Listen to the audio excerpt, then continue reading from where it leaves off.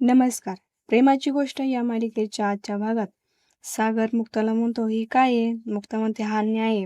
हे विष आहे विष. कळतंय का तुम्हाला? तुम्ही काय करताय हे?" "हो, कळतंय मला मी काय करते. पण आता माझ्याकडे दुसरा कोणताच पर्याय उरलेला नाही सागर.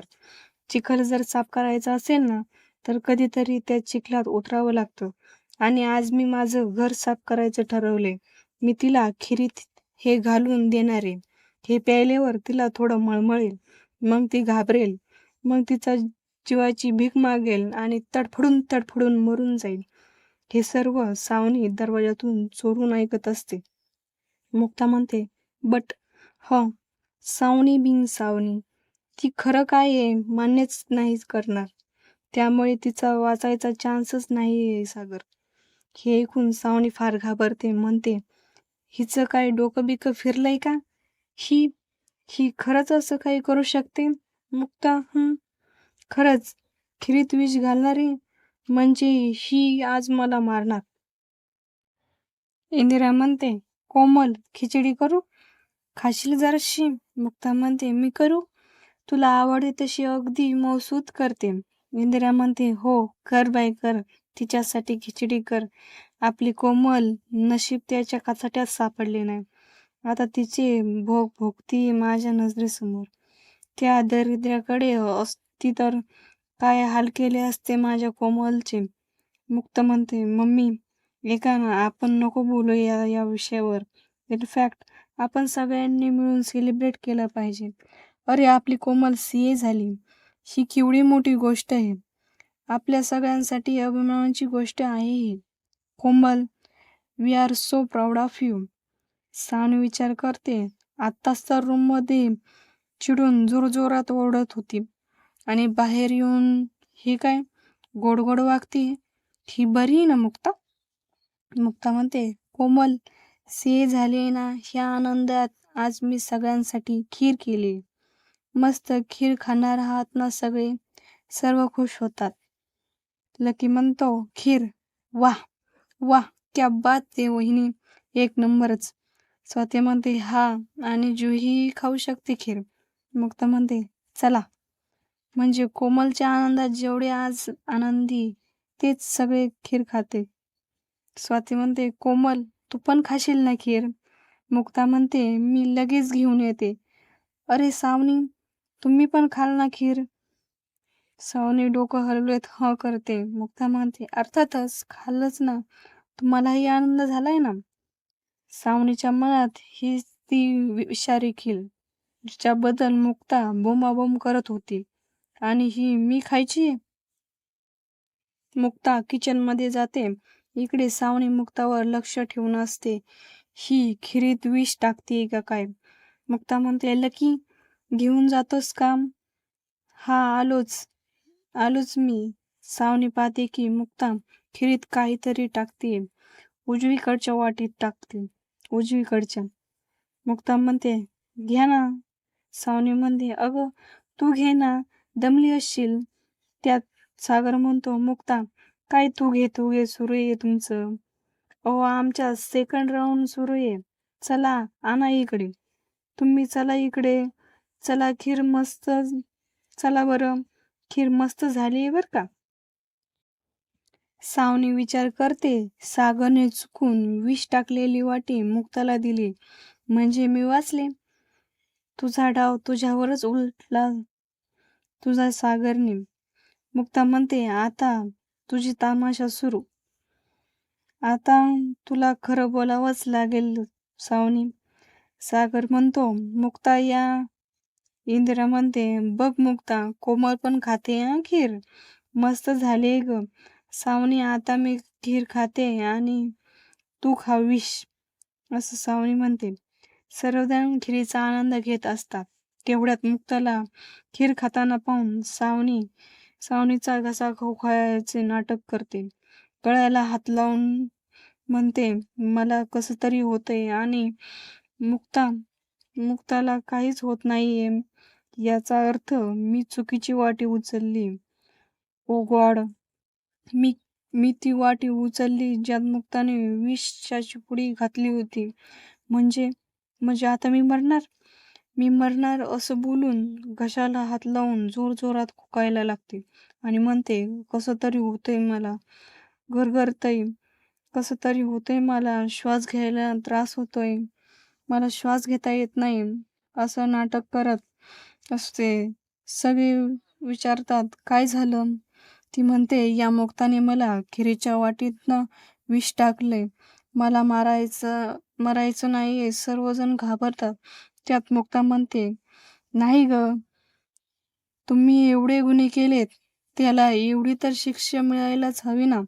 आता हे विष आहे ना तुझ्या अंगात पसरत जाईल आणि मग काय होईल माहिती का?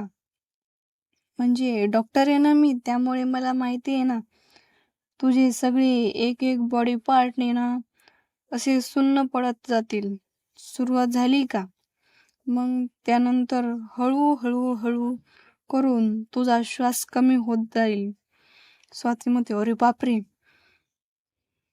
मुक्ता म्हणते, किंवा असेही होईल, तू मरणार नाहीस, कदाचित कोमात जाशील.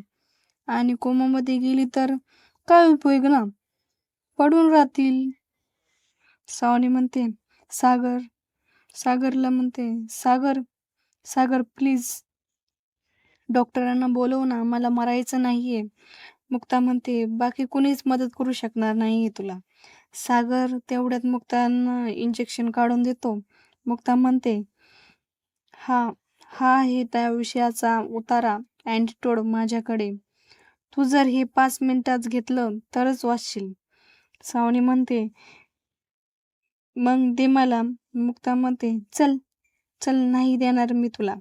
सावनी म्हणते, मुक्ता प्लीज, मुक्ता त्रास होतोय मला, दे ना, त्रास होतोय मला, सांगा ना हिला, मला कसं तरी होतंय, माझा जीव जाईल. ही ही बाई आहे ना, हिनेच विष घातलं होतं माझ्या खिरीत. ही बाई जेलमध्ये जाईल ना. आणि फक्त हीच नाही, माझ्या खुनाच्या आरोपामध्ये तुम्ही सगळे जेलमध्ये सडताल आत. मुक्ता सांगते, एका अटीवर देईल मी. कोमलच्या लग्नाच्या वेळी काय झालं होतं ते सांग, लगेच देईल. इंदिरा म्हणते, ए सावने, मरायला टिकलीस तरी तुझी मिजाज कमी झाली नाही. हात जोडून विनंती करण्याऐवजी आम्हाला धमकी देतेस. मी काही येडी नाही तुला वाचवायला. तू ना आम्हाला सगळ्यांना लय त्रास दिलाय. मर नाही तर काय पण कर, पण. सावनी मुक्ताला म्हणते, मुक्ता प्लीज दे ना मला, प्लीज दे. तुम्हाला कुणाला दया येत नाही का? सांग ना हिला देला. सागर म्हणतो, हो मी देतो, पण जोपर्यंत तू तुझ्या गुन्ह्यांचा पाढा वाचत नाहीस तोपर्यंत नाही. मुक्ता म्हणते, बोल बोल पटकन सावनी, पटकन सांगून टाक खरं. अभिषेकशी नक्की काय संबंध आहे तुझा? वेळ नाहीये हा आपल्या हातात. पटापट सगळे गुन्हे सांगून टाक आणि हे औषध घेऊन टाक. सावनी म्हणते, अच्छा, तू हे मुद्दाम केलंय ना, मला ब्लॅकमेल करतीस? सावनीला ब्लॅकमेल करतीस तू? पोलीस स्टेशनला काय झालं विसरलीस का तू? मुक्ता म्हणते, काय विष मेंदूपर्यंत पोचलंय का? तुला विसर पडलाय का स्वतःच्या अवस्थेचा? वेळ कमी आहे हा, एक एक सेकंदात जीव जाईल बरं. नाही, हात नको उगारू, हात जोडायला एनर्जी लागेल. जीवाची भीक मागायची आहे का नाही? हो.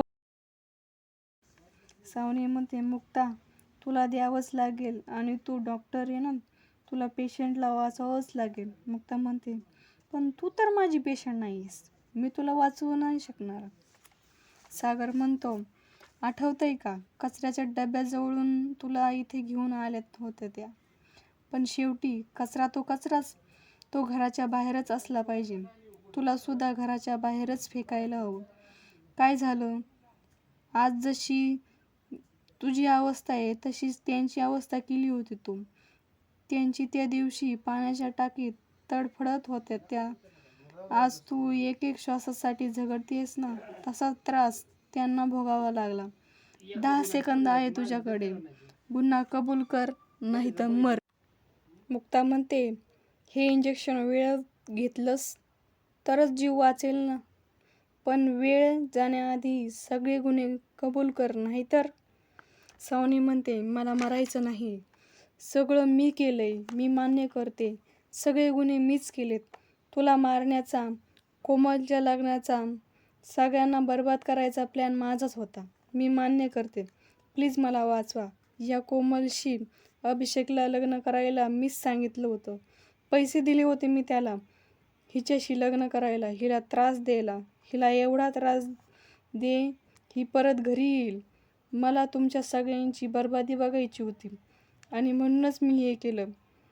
आणि अनुजा आणि तुला मीच गुंड पाठवले होते मारण्यासाठी. हे सर्व सावनी कबूल करते. इंदिरा म्हणते, हिला धक्के मारून बाहेर काढा.